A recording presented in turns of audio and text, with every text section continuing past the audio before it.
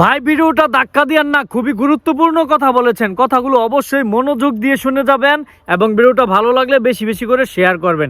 আগে ভাইয়ের কথাগুলো শুনেন। আপনারা যদি খুনি হাসিনার পথ অনুসরণ করতে চান, ছাত্র জনতা আপনাদেরকে ঠিক একইভাবে খুনি হাসিনার পথে পাঠিয়ে দিতে সক্ষম আছে। প্রিয় ভাইরা, আমাদের কথা সুস্পষ্ট।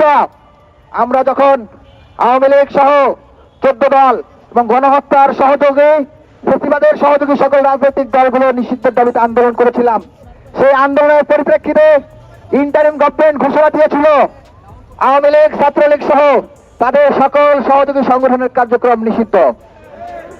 জাতীয় পার্টি 14 দল এরা আওয়ামী লীগের সহযোগী সংগঠন ছাড়া আর কিছুই নয়। সুতরাং যাদের কার্যক্রম নিষিদ্ধ, তাদের নির্বাচনে অংশগ্রহণ করার কোনো সুযোগ নাই। যারা যারা এই জাতীয় পার্টি সহ 14 দল, এনডিএফ এবং ফেসিবাদের সহযোগী যে সকল ব্যক্তিরা যারা স্বতন্ত্রভাবে নির্বাচন করছে এবং তাদেরকে যারা নির্বাচন করার সুযোগ করে দিচ্ছে, তাদের প্রত্যেককে বিচারের মুখোমুখি করতে হবে।